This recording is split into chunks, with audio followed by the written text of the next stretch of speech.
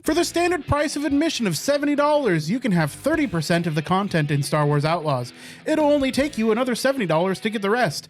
Then we talk about the first season of Amazon's new Fallout series and go hard in the paint over what makes a good video game adaptation. Hi, I'm Nick, and I was today years old when I realized not only are there 5 adaptations of Angry Birds, but they made a Candy Crush game show. I'm sorry. Hi, I'm Josh, and I'm worried about the giant space slug that's ruining Star Wars. Thanks, Ubisoft. And I'm Andy, and just a reminder, if you watched Fallout this week, you have Amazon Prime. Go ahead and subscribe to Video Game Tango on Twitch for free. Hey everybody, welcome back. Hello.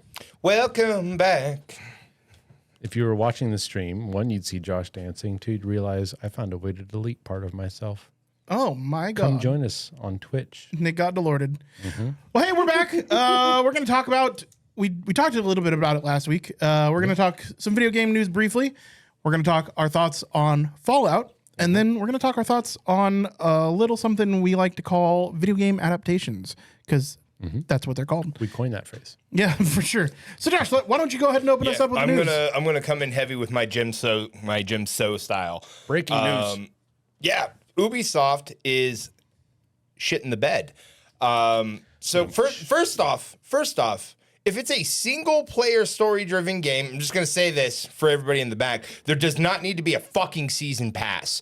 Take that idea out of the bag and throw it back into the fucking turlet where you got it from. That's a terrible fucking idea. Stop.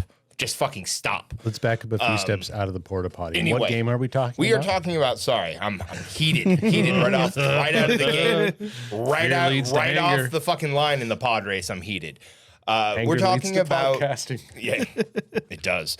I'm just gonna soak in that for a moment. Yes. Okay. We're talking about Star Wars Outlaws. Now, previously, I had been excited about this because it was a seemingly new IP in a franchise and a world that I love. And I'm always excited for another adventure in there. I was also immediately concerned because of who's making it, Ubisoft. Ubisoft, I mean, they couldn't make their way out of a wet paper bag. Poopy soft. Yeah, let's... Juvenile. It just, yeah. Of the companies, Ubisoft has become just the most open-faced, cash-grabby, money-hungry, and that's saying something in an industry that has given their competition, like giving the competition out there. That's really saying something. So Ubisoft is releasing Star Wars Outlaws, where you are playing Kvex, brain farting on her name a little bit. But you're a criminal. You're a bounty hunter. Maybe you're a good guy. Maybe you're a bad guy. You got to work with Jabba, so we thought, like the part of the cartels and the like the Hutts and all these, Black Sun, the Pikes, all these fun criminal syndicates that we've spent years watching on Clone Wars. Like, you're gonna get to play with these guys if you buy the $109 edition. $110 for a video game, everybody. $110 for a video Well, game. it's the world's second quadruple A game, man. That's a lot of So, of course... So context, what do you mean? So, what do I mean is, like, if you are just buying the $70 version of the game, you are going to be missing out on missions with Jabba the Hutt. And so this caused, of course, a huge amount of backlash because it's like, well, that was one of the primary selling points is that you get to work with all these famous cartels that, we spent personally as a Star Wars fan, spent decades wanting to explore the seedy underbelly of Star Wars more. And so they're offering this to me in a game, but I have to pay $39 more just to experience it when I loved how the article said Ubisoft's like, oh, no, don't worry. Jabba the Hutt will be in your game. It doesn't matter what version you order. I promise Jabba the Hutt will be in there. Now, if you want to do missions for him, you have to get the gold or platinum edition version of the game. So then they face, of course, proper backlash because it's like, well, I mean, I'm buying a game. Why don't I get the missions? It's not DLC, right? They're in there. You're just keeping me from them unless I pay you more. You're holding it hostage. You're extorting me is what's happening. And a lot of people were rightfully upset, like they should be. And then so they put out this milquetoast, just corporate double speak crap of like, oh no, everybody will get to experience. But yeah, exactly. If you want to do the missions, like he said, then you have to buy the gold edition or you have to buy the season pass. And that just leads me into the idea, like I started coming in hot. The idea that you need a season pass for a single player story driven game, like you cannot play this game with your friends. There is nothing competitive to buy. There should be no skins that I need to purchase extra. They should just be for me to find in the game or to purchase with like found money, the in-game money that KVX is going to find. Credits, right? You can use Star Wars credits to buy outfits in the game. I earn credits by doing missions, right? You know, like that's what I thought. That's how video games used to be. And it's just like, maybe it's just I'm old and I'm upset about it, I guess. But it just, if you're going to advertise that the criminal syndicates are a playable function of the game, well, they should be a playable fucking function of the game when I'm plunking down the full price of the game. You're not giving it to me at a discount. Like, it's not, oh, you know, you got to play with Jabba, but we gave it to you for 50% off. So, you know, it's not like I didn't pick it up at a fucking garage sale. It's missing a few pieces, right? Like, no, I paid full price for it. And that's just, and this is just, I mean, Ubisoft is, of course, like, the tip of the spear, but it's industry wide. Yeah. And it's turning something I love into something that just regularly makes me upset. And it's a bummer. But I mean, the other unfortunate thing is like there are plenty of reviewers that have early copies and it doesn't seem like the game is good either.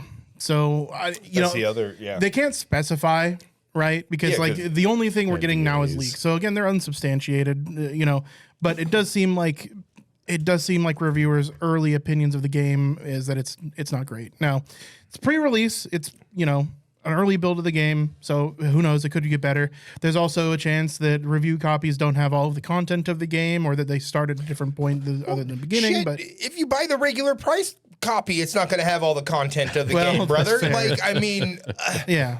And with the recent Game Awards went on, one of the head developers of Larian came out and hella dragged Ubisoft in everything but name. It's like, with our games, you pay one price and you own that game for your life. We release a whole game.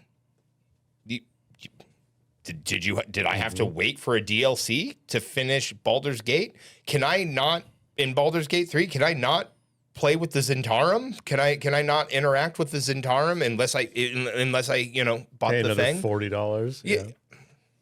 Oh, you can see Baldur's Gate in the distance no matter which version of the game you buy. Yeah. But if you want to enter it, you have to pay another $40. Like that's ludicrous. Thank goodness for Larian. Honestly, I'm so glad that they don't have to touch anyone else's IP ever again if they don't want to now after this. Good for them. But thank goodness for companies like them and indie developers who just who care about video games. He said to Larian, a successful video game is one that people like to play and one that people want to buy. At this point, I don't want to buy Outlaws. I wish, I've had this thought for a while now, and I really haven't thought how to put it into words. I wish that we could all, as a collective, gamers, quote unquote, and game developers, come to the loud conclusion that everyone's aware of, that if you AAA, quadruple A studios need to make the money that you've been making with your DLCs and your loot boxes and your transactions, why don't you go ahead and do that? Keep making your games that are full of predatory stuff, but then on the side, make good games. Yeah. If you cannot help yourself but to make games that are just out there for the money, okay, I can't stop you, right? But then maybe divert some of that money into shit that I know your developers and artists and storyboarders and writers want to make, right? Every game doesn't have to be a milker, doesn't have to be a dead horse to be beaten. Like, make your big game, make a shit ton of money off of, I don't know, Weird Al Yankovic skins or whatever it is you need to do. But then spend some of that money making something. A passion project. Yeah, Your one pro bono case a year, you know? I think that would be a great middle ground, because we got to come to a compromise. It's never going to stop. Right? Maybe that's something that we talk about next week, is how like every one of these AAA games is just all they're trying to do is capture all of your time, attention, focus, and money. Well, all of it's for money. Like Yeah. the time and attention is there to increase the chance that you For give sure. them money. Yeah. Right. This is just the be all end all. Yeah. Right. But it's something that we've brought up previously, is talking about as like a more, breakdown meta discussion. Maybe that's what we talk about next week. Well, I mean, ultimately, I don't mind giving my money for a quality product. Yeah. But like, that's hard to do in the modern age. In not just video games, it's like, I mean, I don't think that's hard to do. I think that's just it's less relevant to us in the AAA space than it used to be. Yeah.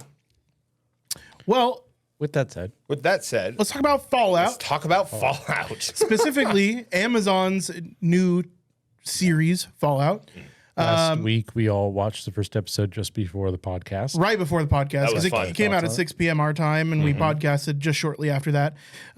So we only got to watch the first episode, and we had a lot of things to say about the first episode. We walked out of that. I gave my rating of the episode was about a B plus.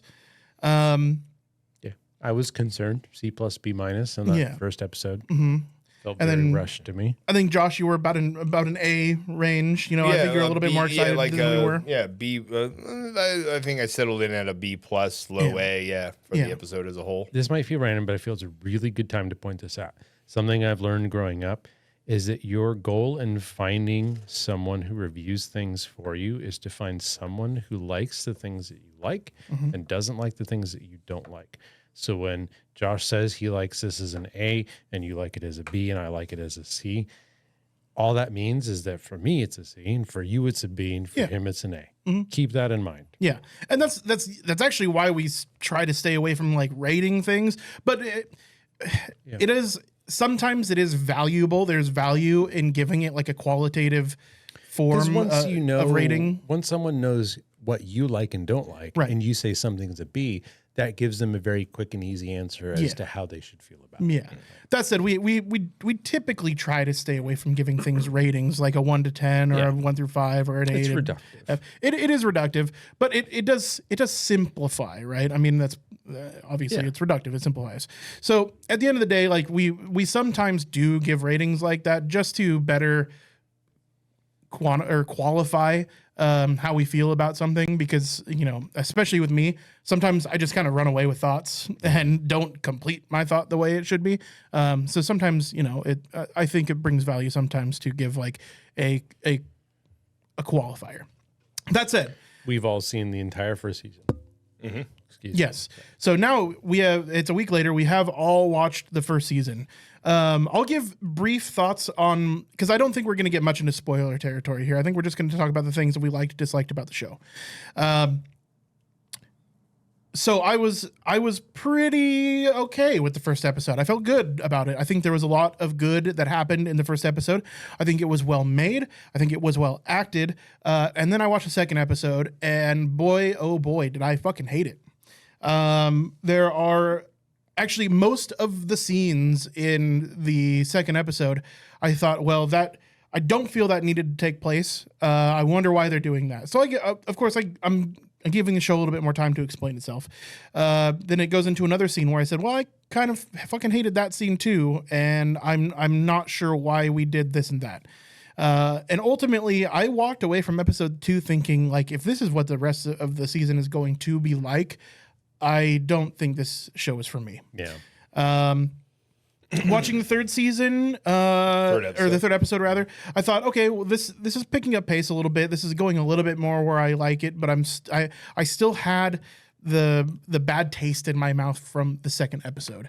As we go on, I think they definitely tightened things up. They brought, They were able to bring the story all together, and I think by the end they had brought most of all of the overarching themes and stories together delightfully. I have to say I am quite impressed by the show. I think they did a great service to people that enjoy Fallout. Now, again, I want to reiterate that like I am not a Fallout player.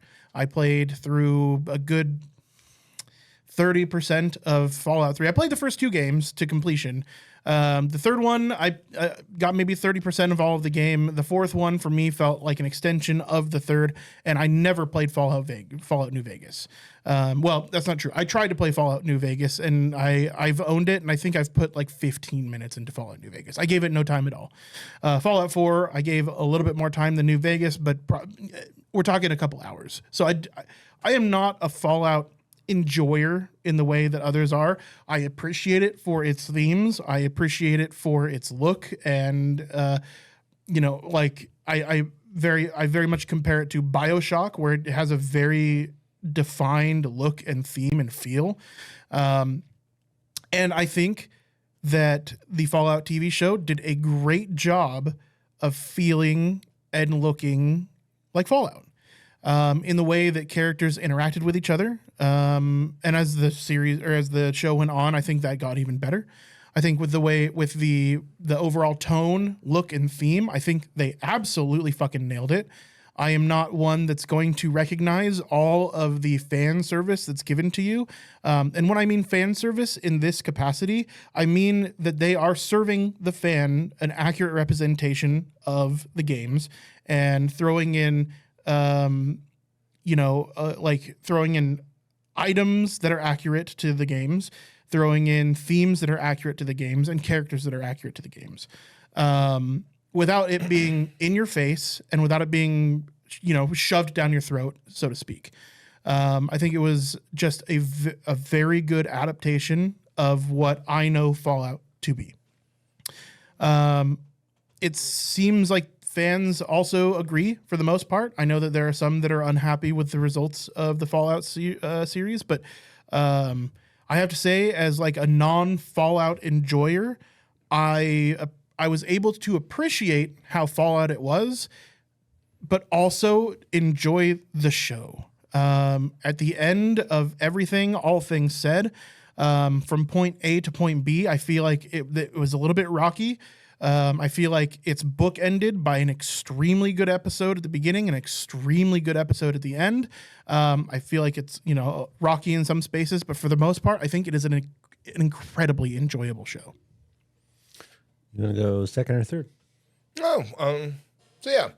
I'll go next. Episode 2 probably was the roughest episode for me for a scene or two, and if you've seen it, you probably get why, but I also had a little bit of understanding in that because that's kind of my similar experience when I run into one of them critters for the first time. But he's in armor, come on.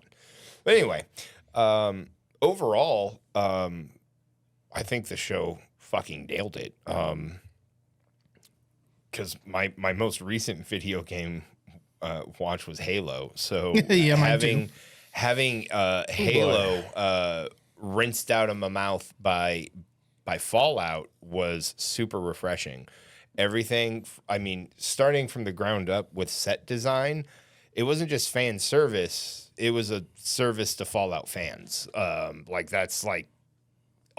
The sets, oh my God, everything, like from any stuff in the background, seeing like the Nuka-Cola containers, the Red Rocket gas station, right out of one of the games, right? There's just so much that was correct in the universe of the show that it felt good. It felt good being there. It felt good watching, The characters, the 3 main characters, were a lot of fun to watch them develop over time. They learned lessons. Each learned a lesson, and they all came from a different starting point. And it's fun. It's really good. Pretty good storytelling that way. And then the best part is there's a maniacal fucking twist that is, of course, just apt for the Fallout world. I mean, it's well done. If you enjoy Fallout and you haven't watched the show, you're honestly you're missing out. You're missing out. It's the best thing Bethesda's putting out this decade. Let me tell you. Oh, it's funny. Todd Howard. Yeah. First episode, still of the opinion, very, very rushed.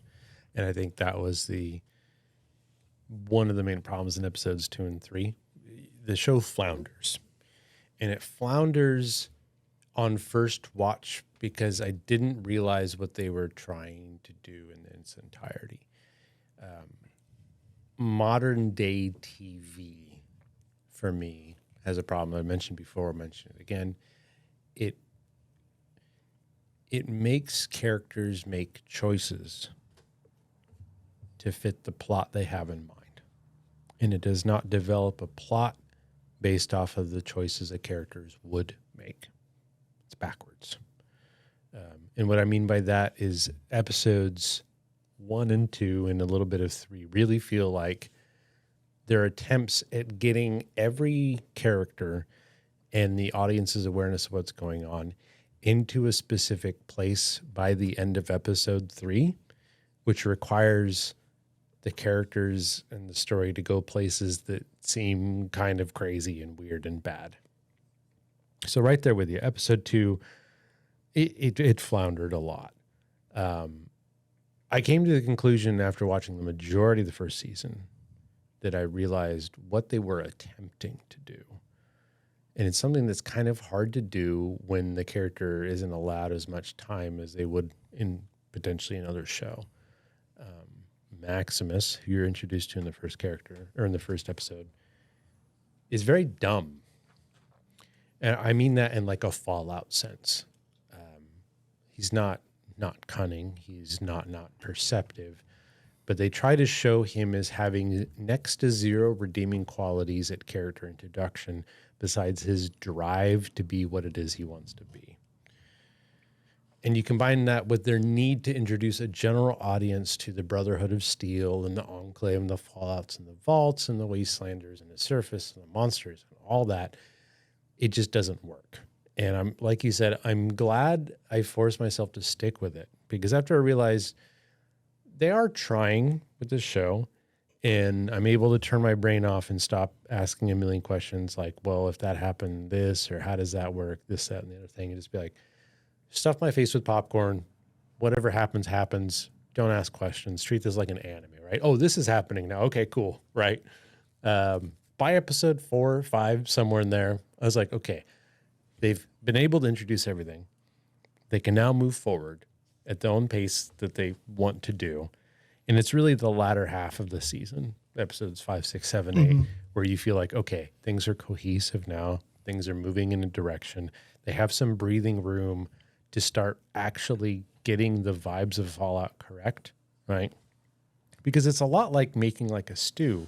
You know, you can throw a bunch of meat and potatoes and onions and broth and water in a pot, but until it's cooked, like you don't want to eat that, right? Oh, good Lord. You got to let it cook down, especially next day stew, right? That's the second half of the season. It's had time to everything to get to know one another. Stew analogy, weird choice, but It works. yeah, it works. And again, having kind of turned my brain off and just enjoying the show for what it was, by episode 5, I was like, okay, I'm into this. It's like 2 PM, and I just binged the rest of the show that day. So, there are other things. I do believe I read an article or someone told me about an article where they said they are actually trying to keep everything canon to the games. So that means one of two things. Any discrepancies are either A, an actual error that they did not mean to make, or B, an unreliable narrator. I don't know which is the case. If it isn't an unreliable narrator and they actually did make mistakes, it brings to mind, I believe his name is Sam Witwer. You might be familiar with him. I believe he's the voice of Darth Maul and all the animated stuff. That guy's like a Star Wars guru. And they quickly realized when they were bringing up like a storyboard of a scene in some show he was in Star Wars, he's like, well, you can't do that because of canon reason X, Y, Z. Like, oh, this guy knows his shit. let's have him like reference all these things. And there are a million Fallout fans out there who would have done that job for free. So hopefully they didn't make a mistake and they have a plan going forward, because this is a universe that is very well known and there's very little reason to get any of it wrong. Yeah. Right. I also read that they left out a lot of things that people are asking about in season 1 because they were afraid they were going to come off as having just read the Wikipedia Fallout Right. and copy and pasted everything in there. Yeah. Right. You know, they allude to some of the better known enemies you fight in the first season. I'll put it that way. But they didn't show them. They allude to some of the factions and storylines of other games, but they don't show them. And people were like, why aren't they in the Fallout? This is really important. I think they know what they're doing. I will give them that as far as like the general vibe of Fallout's lore. They clearly tried really hard. Like you were talking about, the sets were very well done. The main character's transformation upon being exposed to the wasteland, very reminiscent of your character leaving a vault and having to learn what the wasteland's like. And yeah, final thoughts, looking back on it, they set up a lot of things that had some payoff in the second half of the season, but you're not really aware of it because they don't do a good job explaining it. So it just feels clunky. So if you like any of what you see in the first episode, maybe like third episode, stick with the show. I mean, it doesn't get a million times better. It does get better. Yeah. But yeah, overall, I enjoyed my watch of it. I'm looking forward to the second season. Yeah, I very much enjoyed my time in this world, in this medium.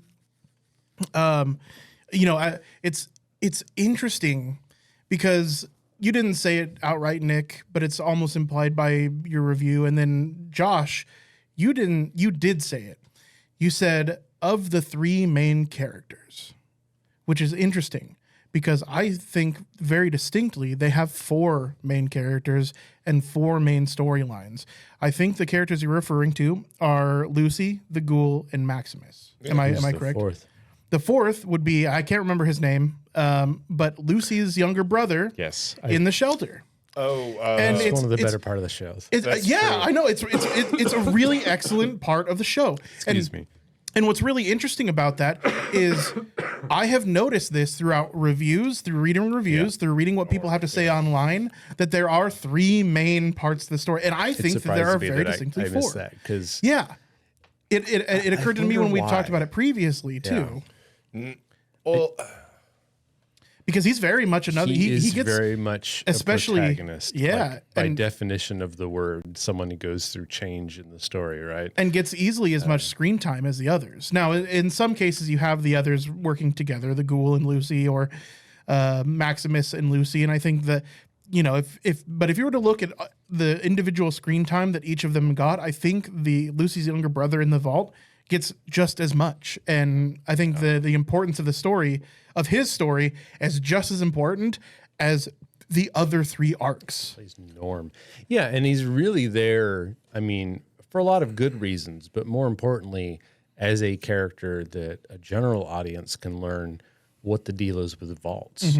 Because you think to yourself, okay, there are places where people survive a nuclear blast. That is 10% of the story. Yeah. Right. So, yeah, it's funny you bring that up because, like, I legitimately forgot about Moises Arias as Norm MacLean.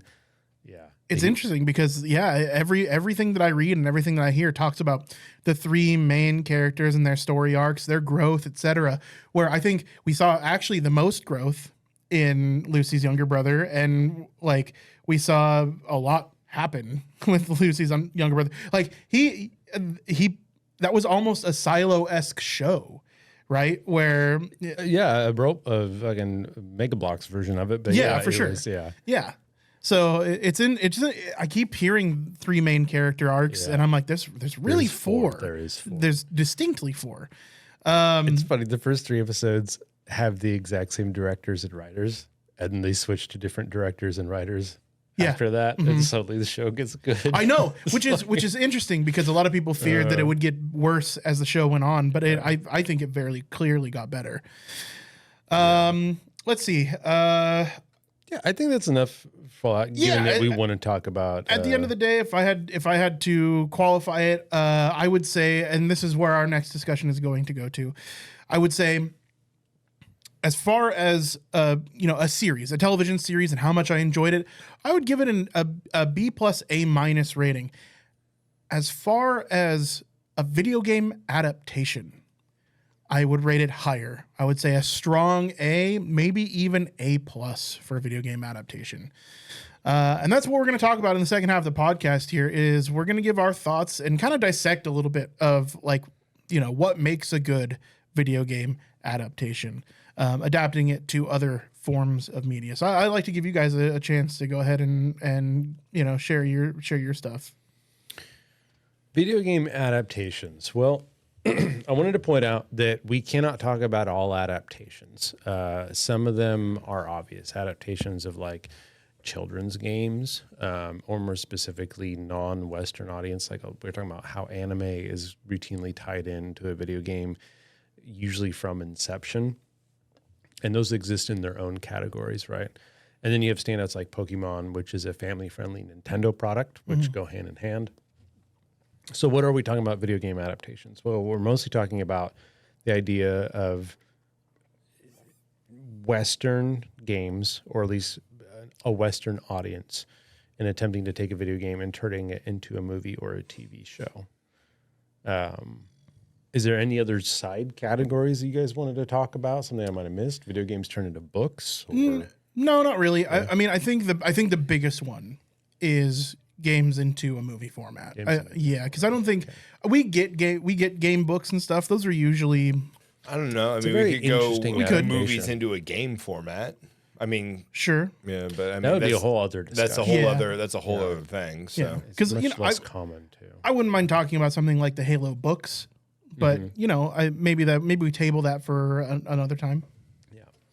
Well, I would like to define terms. What is it about a video game that can be adapted?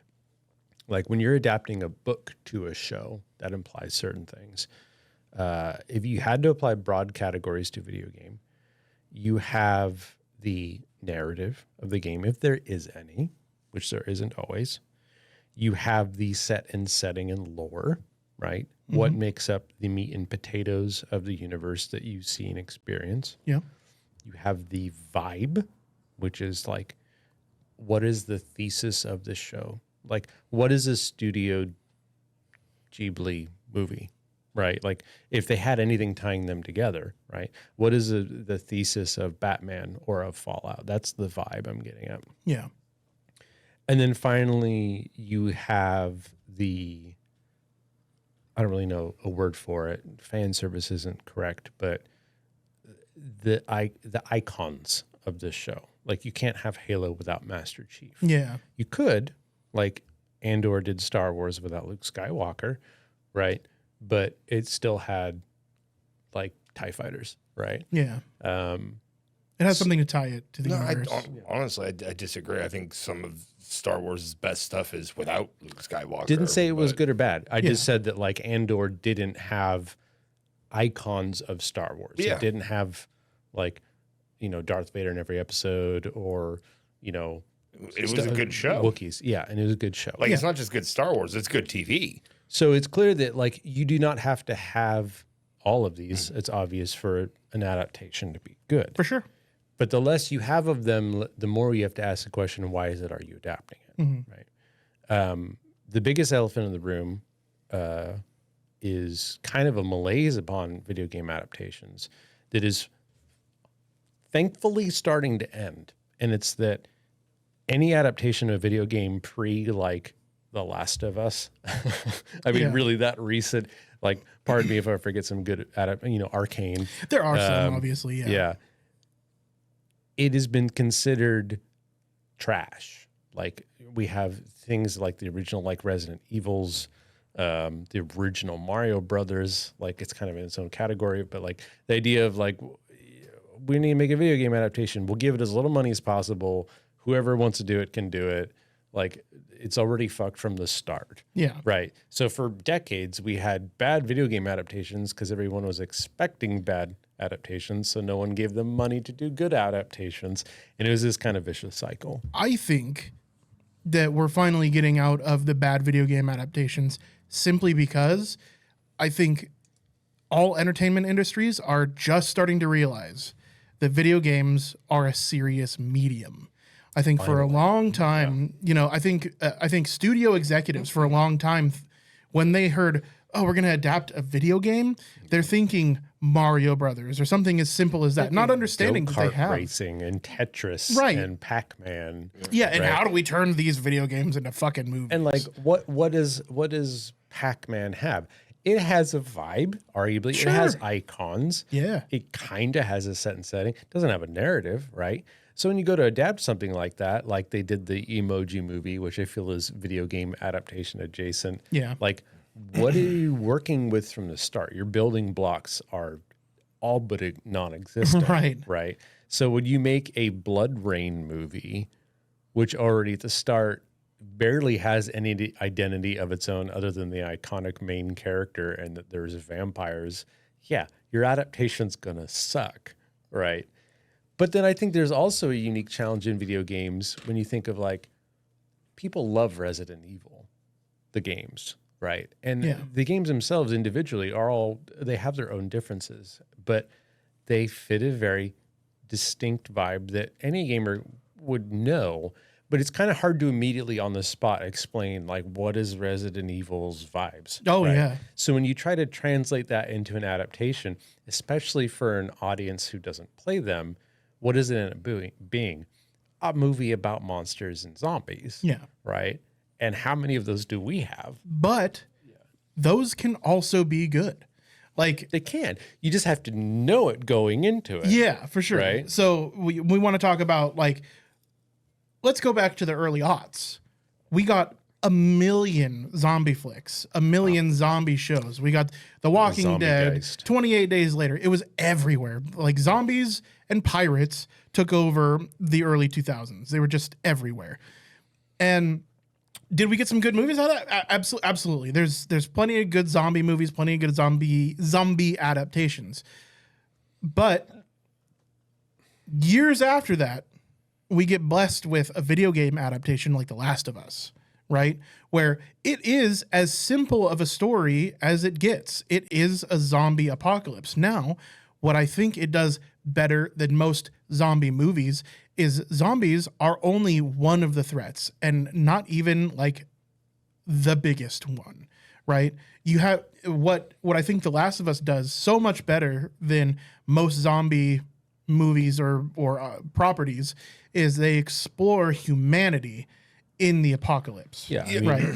Yeah, but you're giving the show credit. It's the game that deserves that credit. No, definitely. Yeah. Because the game is the building block that they made the show off of, and the show is so good because they followed that blueprint. No, yeah, you're right. So you have to have the right source material, like kind of like what Nick's saying here. If your source material is Blood Rain, which is tits and ass killing Nazis, yeah. well, there you go. There's no amount of humanity to explore there. It's just sex and violence selling, for money. And that's fine. I wasn't ignoring that fact. That was literally my next point. Yeah, was- that's but I mean, it's source material. Yeah. So like, I think they're using better source material now, as think part of it. But then, Point I'd like to make, keying off of your execs and big studios starting to notice video games, is that video games have always been a medium in which you could tell very in-depth stories. Yeah. The problem is that the general audience, those people who do not play a lot of games, especially older PC games or indie games, are unaware that amazing stories equivalent to Game of Thrones and Shogun and Lord of the Rings have been told by single or double or small team developers for 50 years now. Yep. There are games that came out in the 80s and 90s that have as much lore as the Elder Scrolls or Fallout or West Wing, right? Yeah. But it wasn't an option back then, right?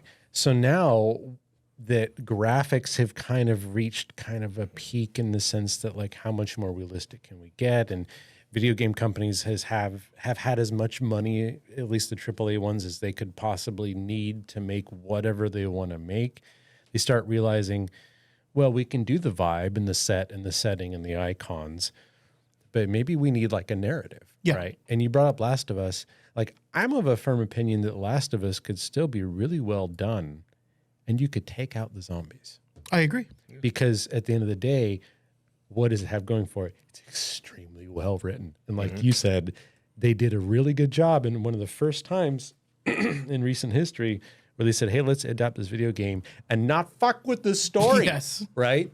Let's just do it almost verbatim because there was a reason it was so good. And it's the thing we've been all yelling about for 20 years. Yeah. Like some of these games, they go back, Final Fantasy Tactics, just take the narrative from that, get rid of anything but the icons and the vibe. You don't need to have turn-based combat in your show. Just take the story from it. It rivals fucking Shakespeare. Yeah. Right? There's a reason that game is so beloved. It's not because you had different jobs you could use. It's because the story was amazing. Yeah. Right? So I think we're all in the greens that, especially as games get better, when they have good narratives, if you're going to adapt them, don't fuck with the narrative. Yeah. There's a reason there, right? But then I have to ask, like, are there some things that we should adapt not concerning the narrative? And I posit this to you guys. Twisted Metal recently came out. It broke some records of like most watched first episode. People go into it knowing this is Twisted Metal. It's about car violence. And a lot of people liked it. Didn't get great reviews, but whatever, right? Reviews don't mean a lot for schlock content or stuff that's like aiming to be schlock content. Yeah. So like, was that a good adaptation? I think so, especially. I haven't seen it. So I watched the first, I think 6. I actually never finished it. It just fell off my radar for whatever reason. I got busy with other stuff, right? Okay. Did you watch any of it? I did not. Okay. It was fun, and it pulls from nothing, right? Like this is a game about car violence, Yeah. and that's all it is. That being said, I think it was funny, clever. I think there was no reason for the Twisted Metal badge, Other than they took the icon and the vibes, Right, and exactly. the setting, Yeah, right. But the narrative is Twisted Metal doesn't have a narrative other than a guy got a bunch of car violence people together to do car violence, so you do car violence, right? That said, I think it was a good video game adaptation. It did have, Sweet Tooth, the iconic guy, voiced by why can't I think of his name suddenly? I'll see if I can look it up. Will Arnett. Will Arnett, thank you. Yes, and my. You think Will Arnett is Sweet Tooth, and it's like, wouldn't you want some kind of clown? Clips. He was great. It was fun. The shot or the scenes with him are so funny. And he managed to be like extremely threatening also. Yeah. A lot of fun. I could see him doing that. Yeah, a lot of fun. I just have a list of video game adaptations up on my screen right now. I literally just typed in Google video game adaptations, and this is what it says: the top movie picks, top game thrillers, and top horror video game movies are. Okay. I'd like to dissect a few. Okay. So I'd like to start with Hitman. There are 2 Hitman movies. There's Hitman, and then there's Agent 47. I see no reason not to do a Hitman game, except for what differentiates it from movies that already exist that are just like it. Like, because Hitman This is a good point. obviously goes back to something like 007. Or right? Jason Bourne. Or exactly. Like, it definitely pulls from other mediums in its own creation. So what differentiates it from the others? I feel personally you have 2 options with something like Hitman, given that it is near identical to movies that are not adaptations or books or other TV shows about an elite guy killing people. Yeah. You have 2 reasons. One, name and brand recognition to try to get butts in seats. Yeah. Gamers don't watch movies because they're playing games. Let's come get them to watch. If I had to guess, not having seen the movies, that's what those movies are like, right? 2, Hitman is very, very fun, and it continues to be made because its style of play, mastery over a given level, to the point where you can do everything you need to do, is a mildly unique way to play a game. but it also has a story. Yes, it has a narrative. Agent 47 has a backstory. Is it worthy of going to the extreme of adapting it to a TV show or movie? Well, worthy in this case means like, is it worth doing, right? Because there's lots of Hitman fans. Is there enough to make money off of? Yeah. Right. I personally don't know if we're ever going to see something like Hitman, this kind of middle ground, AA, AAA narrative game, ever being like, games like this are constantly being adapted because they have just enough narrative that we can afford to like give something to the fans. Like, capitalism's not going to allow that. But they tried anyways. Yeah. Have you guys seen the Hitman movies? I watched the first one. I watched the first one as well. Honestly, I've probably seen both of them. I don't really remember. I know Timothy Olyphant's in the first one, I think. Yeah. And the first one was fun. It was a fun secret agent style movie. Yeah. Okay. It didn't differentiate itself at all from any of the others. It was another Jason Bourne. It wasn't, but it's a topic we can't forget before we're done. Yeah. I want to talk about how to differentiate. Well, and yourself. that's kind of what I wanted to dig into specifically with Hitman, is because Hitman does have an identity. Hitman is a fucking zany game. I mean, we've all seen the briefcase tosses, right? Yeah. We've all seen the exploding rubber duckies, right? Like, we've all seen people complete the objectives wearing a clown costume. The unfortunate thing is these Hitman movies. Well, I didn't watch Agent 47, but I did watch the original Hitman movie. Is they don't really explore that. They have to be safe. Yeah, Right. I remember now, Adam and I have had an in-depth discussion about Hitman movies, and we came to the conclusion, and this is what I mean about adaptation, is there are specific times with specific games where you can lean into an angle that's perpendicular to what you would expect that you can't do with a normal thing. yeah, Imagine a Hitman movie where for the first half to 2/3 of the movie, you never see Agent 47 because you don't know to look for him. yeah, And there are main characters and protagonists, antagonists, and things are happening. And all the time you're seeing glimpses of 47 or what he's doing, but you don't know yet that you should be watching for it until it's revealed as a twist that 47 has been setting up this whole thing the whole time. You go back, the waiter that poured the wine, that's his hand in the frame, right? That's the kind of thing that if you want to adapt the gameplay feel of a game to a movie, you have to be willing to step outside the box and think. Imagine getting 3/4 of the way through a Hitman movie and you're like, holy shit, this guy that's been in the background the whole time has set up everything, right? Like, that would be a risk, don't get me wrong. But if you really want to capture a game and its vibe perfectly, you need to find a way to translate the gameplay to the core conceit of the movie. Yeah. Right. So yeah, I think Hitman is kind of you can't do that with Sonic or Halo, right? Master Chief's in every shot, right? But yeah. But I think I am of the opinion that I think that any video game can be adapted to TV or movies. It just has to be done well. I think there are ways that you could make any of them work. And I think the biggest issue is that we just go with the same or with a safe thing. Agent 47 is a safe character. He is just another Bond flick for the video game nerds. Uncharted is another big one. Uncharted Netflix series. Again, I mean, it's almost a movie already, Yeah. right? Yeah. Like how many games we think of like Tomb Raider and Uncharted I was just going to bring up Tomb Raider. is I mean, even like to an extent, Final Fantasy, it's like you're just watching a movie that is interspersed with gameplay. And I don't mean that like in a bad way. Yeah. I mean, like, so Metal Gear Solid, there's as much just animatics that you're watching as you are actually playing, hours and hours of cutscenes, because the important things that happen in those cutscenes as part of the story isn't something that you should have control over as a player. Yeah. Right. You don't want Master Chief to be always T-posing behind the antagonist for lulz, because then you're pulled out of the immersion. Yeah. Right. But yeah, Uncharted, like on the face of it, personally, I feel like it would be a good adaptation.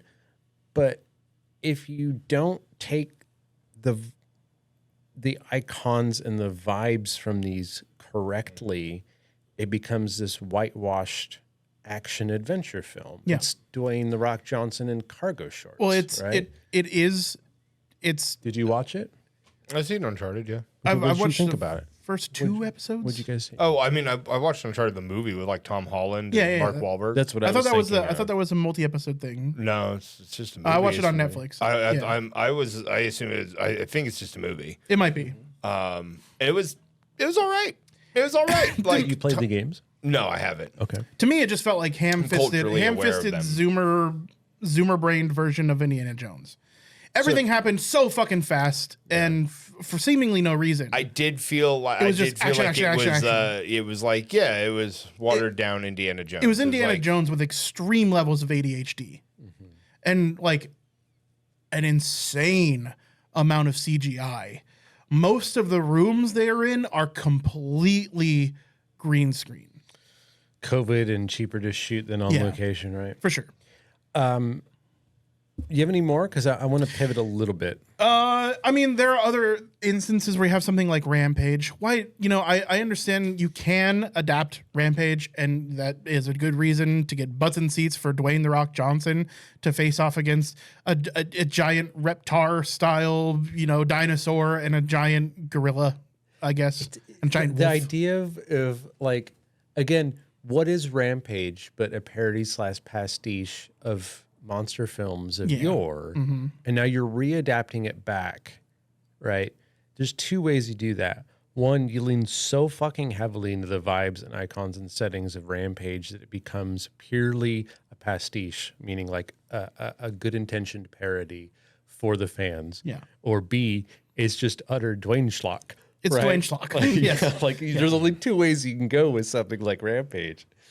It'd be the same like making a Pac-Man movie, right? Like, what do you even do? Pac-Man is a detective who's hunting down the ghosts. See, this is that out of the box Totally. thinking, right? Yeah. Some kind of like he's a film noir detective, Yeah. And he's the hunting ghosts down are- the ghosts. And one of them, it's Pinky, let's be honest, or maybe Blinky, gets him. And then his wife, Mrs. Pac-Man, in Pac-Man 2, the sequel. has to take up her husband's vendetta against the ghosts. That's great. See, That took me 10 seconds. I know. that is a good adaptation, right? Yeah. Like it's in the name. It's not a translation. It does not have. Yes, exactly. You can adapt video games to other medium. One last one that I want to actually give some kudos to, and because there have been a lot of good video game adaptations recently. I'm sure we'll speak of them. We brought up Arcane very briefly. There was the I don't care who you are. Cyberpunk, If you haven't seen Arcane on Netflix, Edge go Runners. watch it. Edge Runners. Great. Edge Runners, Cyberpunk, yes. Fantastic. I mean, very, both very both animated, but both supremely well animated and vibes galore. Yeah. But Five Nights at Freddy's was both like fairly well critically acclaimed, and like the fans ate it up. Now I know that there's a lot of people that are like way into the lore of Five Nights with Freddy's, but as far as I understand, it's actually a pretty legitimately good movie. I've said this probably 30 times tonight, and I'll say it 100 more in the next 2 days. Five Nights at Freddy's stands in its own category because it's in the horror category, and horror anything is in its own category, and it deserves its own 9 different podcasts because of how unique the horror genre is. But hearing that it was a good adaptation from did the fans receive it well? Yes. Okay. Very. That is great to hear, because what that means for me is that something as potentially risky meaning awful, it's that bad, but it wasn't. Like, that's good. That means that we are moving out of the zeitgeist of video game translations are always bad because the source material is whatever, into like, if you can make Five Nights at Freddy's like acceptable for its fan base, plus also good for a general audience, fucking kudos. Yeah, because Five Nights at Freddy, I know that it's got like a massive amount of lore. It really does. Like, I know that. I've watched the game theories on it. Itself have the lore, or is that fan-made It does. canon? No, the games themselves have a lot. Some stuff that still has not been uncovered, says the developer. Well, that's so good. yeah, a ton, like so much. So I know it does have a lot, but for most people, Five Nights with Freddy's, their experience with it was, it is a game where you click buttons. Yeah, you know? it's a quick time event game. Yeah. The game itself is a whole other discussion. It's like, is it even really like a game? But whatever. Before we move on, Josh, there's any adaptations that you wanted to talk about or points you wanted to make? No, I think we hit them. I think we hit them pretty well. What are some problems video game adaptations have specifically because they're video game adaptations, or mostly? The number one to me, and this is becoming more and more of an issue, is that video games have fandoms. Fandoms meaning large groups of people online who become very, very interested in the lore, set, setting, and vibes and icons of the game. To the point where, because video games exist as blips along a line, they're not continuous, right? And unlike imagine if you're playing an MMO and the story changed every day in real time. Video games have years between them. They come out, people play them, they get some updates. For the most part, they stay the same, and then lore gets developed, Wikipedia articles get updated, people fight on forums about this, that, or the other thing. Warcraft movie. And then years later, another game comes out. So they come out in these chunks. Books have this. Harry Potter has this. Star Wars has this. Star Trek has this. The fandoms aren't new, but more and more we're seeing fandoms like actively hampering new products and adaptations because of their backlash, right? You think of stuff like, what's a good example? Ariel being black in the new Disney movie. That is a case of a fandom for much different reasons than a normal fandom, right? This isn't a Hufflepuff versus Ravenclaw. Man, I would argue that it's not a fandom. I would argue that it's just racist. They're huge fans of cult Disney movies. Sure. Right? No, definitely. Now, they're racist, right? Don't get me wrong. But if you take away the racism element and you say, you've changed something so inconsequential to the story that it doesn't matter, but the fans explode to the point where it makes the news. Like, if you're a gamer, you know right now that New Vegas fans, a lot of them, are shitting their brains out over what might be an error. And if not, it's a 4-year difference in canon, as far as I can tell, that is easily explained away. But they're like writing off Fallout. They're writing off Bethesda. This is the end of the world, right? We can't cater to these people, but I think it is a real problem because, again, we live in a real world with capitalism and money people. And if suits start saying that video game adaptations are getting torn to shreds online and people are review bombing them or doxing people because they didn't like one thing or the other, they're going to pull out. I don't know. At the end of the day, I think if it makes money, I think they'll still be okay.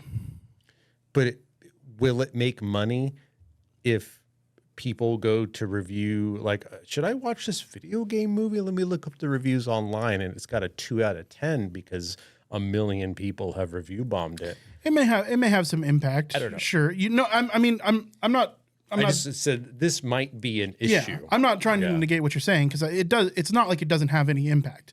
I think as long as they make what they projected they made, we'll still continue to get that content at the end of the day. I think in this case, capitalism wins. Capitalism always wins. Well, yeah. Let's not forget that. Sure. Yeah. What are some other struggles that video game adaptations have that a book or adaptation might not have? Vibes. So one of the issues that you have with a video game adaptation versus a book adaptation to the big screen or the small screen is vibes, and that's in look, tone, and feel. Because from a book, you have to let go of the imagery that you had in your head because it had not been projected for you. You've envisioned that all yourself, right? So if you're watching Harry Potter for the first time and you're thinking, wow, Hermione doesn't look anything like I thought she did, you kind of have to let that go because you made up Hermione in your brain. With a description, you do still have to let it go, but I feel like at times it is easier, unless they're so flagrantly wrong about the casting choice. Totally. But even Hogwarts doesn't look like anything like I thought it did, right? Yeah, but it's still awesome. Yeah. Exactly. That said, video games very much do, like, they give you the visuals, right? So if you can't fit or if you can't do the like visual and auditory tones, it's ruined kind of immediately for me. I think in like a good example of that would actually be kind of the Hitman, Tomb Raider, like Tomb Raider. You can throw her into a generic Tomb, right? But if it doesn't feel like a Tomb Raider game, then what differentiates it from anything else that does exactly what Tomb Raider does anyways, right? If you can't nail the look of Raccoon City for the Resident Evil and it just looks like New York, is it any good? Yeah. Sure, it can be. The content of it can be really good.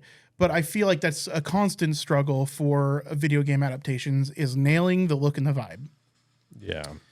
Yeah, because, you know, I watched the first Resident Evil movie, and while I did enjoy it as a kid, I thought it was a good action flick. To me, it did not feel like Resident Evil. The only thing that felt like Resident Evil is it had a liquor in it, right? Yeah, and that's the problem of taking icons but not taking the vibe setting well, right? You can't just take one thing from. I mean, you can, but then your movie's gonna suck. Yeah. Right. Yeah. I think, like you said, books do not have the problem that video games have, in that there's visuals already there and the audio's already there, right? You have iconic music and voice lines and voice actors and stuff like that. Or just even iconic sounds, right? Yeah. If you don't nail the sound of the BMG or the BFG reloading, then you've failed. Yeah. Video games do have some benefits apart from books, and it's more so in the sense that while they have those, they don't have to deal with internal dialogue or exposition nearly as much, right? A book needs to use words for everything. Yeah. So we've already gotten used to, when you translate a book into a show, like, I really think anyone who likes books or wants to get into filmmaking needs to watch Dune 2, especially, versus Dune 1, because Denis Villeneuve managed to take a book series so much about words and somehow make it work by removing 99% of the words. Yeah. Right. He himself has gone on record saying cinema is for cinema. I'm not here to like verbally tell you a story. I'm here to show you a story. It's very important to me that all this is about audio visual, you know, entertainment. And that could have gone so poorly, right? Imagine Game of Thrones with as much dialogue as Dune 2 had, which was not a lot, right? But it was masterfully done, right? So yeah, there's definitely, I think, distinct differences between video games and books. The other one is that, so we've got the fandom, we've got the idea that the visuals and audio is already done. The other one is, I fear we're coming into an era of video games where we're going to keep churning out sequels. Companies are going to keep trying to grow their own gardens of, you know, come play our game forever and always only our game. Yeah. And they die off because there's already big ones made. And then that gap between AAA and indie games are going to keep getting bigger and smaller. Well, it's going to be a long time before Hollywood is making video game adaptations of indie games, right? Yeah. Unless they happen to read something and an indie game dev also writes a movie script for it, and they are good at writing movie scripts, and be like, hey, never mind this from a video game. Here's a script, right? Like, that's a 1 in a million thing. But AAA games are suffering, and they're kind of only getting worse overall on average. And I worry that, like, now that Last of Us and Fallout's doing well, game companies will be like, oh, well, what have we not adapted yet? Well, we haven't adapted this, that, and the other thing. It's like, okay, how many Ubisoft shows are you going to make? I mean, at the end of the day, let them. If it sucks, I'm not going to watch it.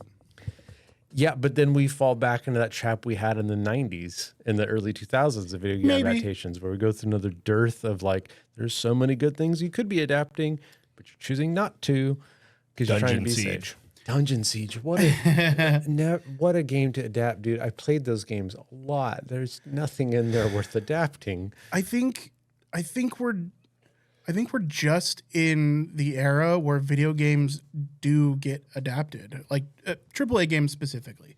They just do get adapted. And to be honest with you, I think whether you enjoy them or not is going to be whether you're in the fandom or not, or whether they're good or not. Like, at the end of the day, I don't know that they're necessarily going to be impactful amongst each other. I think they're just, video games are here to stay as a form of media. Yeah, obviously. And I think that the adaptations, they're just going to be coming out. I think that's a natural progression of this transfer of media now. Like, video games are being taken seriously, so they're being adapted to books and they're being adapted to film and TV. I think if we get if the next video game adaptation of what is likely going to be another AAA title does really, really well, that is the tipping point. Yeah, if Borderlands is coming out, if that does really, really well, then we're in for a ride of money. People being like, "This is the new hot thing." Mm-hmm. Look at Last of Us. Look at clearly. Let's learn from Halo and Amazon, right? And then we're just going to see a glut over the next 20 years of video game adaptations. Very possible, yeah. The corpse that was 90s and 2000s game adaptations has gotten over its tuberculosis, but its heartbeat is still slow. And like, we're sitting on a knife's edge here to see where this is going. Because if Borderlands fails and the next one fails, I'd see it just going back the way that it used to be. Right. Not to say that you're wrong. Just my opinion differs. I think video game adaptations are here to stay, and I think there are going to be some good ones, and I think there are going to be some bad ones at the end of the day. Just like movies in general now. There are good movies, there are bad movies. Lots of bad movies. I think there's going to be a lot of bad video game adaptations, but I think we are going to be getting more good video game adaptations simply because it's a formula that has been shown now to work on several occasions. If you do it right. Yeah, 100%. So I look forward to more video game adaptations because I think there's a lot of possibilities that have not been thought of, right? Like, I think there are a lot of... We've adapted less than 1% of the games that have come out in the last 20 years. Yeah, I mean... A lot of options. It's only the big ones, man. It's your Tomb Raiders, your Halos, your Hitmans, your Marios, and Sonics, right? Yeah. There are very few... Show me Disco Elysium, the movie. Totally. Show me Celeste, the TV show. 100%. Right? Show me What Remains of Edith Finch, the Netflix adaptation. Show me Ori and the Blind Forest. Oh, my God. Yeah, like, give me 3 seasons of that. Everyone's going to cry all the time. You damn straight. And then watch it again.